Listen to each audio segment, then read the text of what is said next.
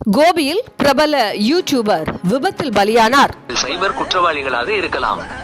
தேசிய சைபர் ஹெல்ப்லைன் எண் 1330 உடனடியாக அவர்களை புகாரளிக்கவும் உள்துறை அமைச்சகம் வழங்கியது.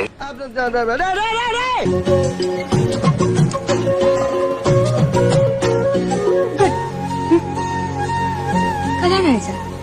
இல்ல. யாராச்சும் லவ் தெரியுது, நீ மூடு. நான் இங்க இருக்கேன். எப்படி போச்சு? அடிச்சிருக்க அடி அந்த மாதிரி அடிக்கடி எங்க அம்மா தூக்கி அடிச்சாமல் மேல கட்ட பறகுது கொட்ட தெரிக்குது. அதிவேகமாக சென்றபோது சென்டர் மீடியனில் பைக் மோதியதில் சம்பவ இடத்திலேயே உயிரிழந்த பரிதாபம். ஈரோடு அருகே உள்ள கருங்கல்பாளையத்தைச் சேர்ந்தவர் பிரபாகர். இவர் திருப்பூரில் உள்ள பிரபல துணிக்கடையில் விற்பனையாளராக வேலை செய்து வருகிறார். இவரது மனைவி சாகிதா, இவர்களது 27 வயதான மகன் ராகுல் டிக்கி என்ற யூடியூப் சேனல் நடத்தி வந்தார்.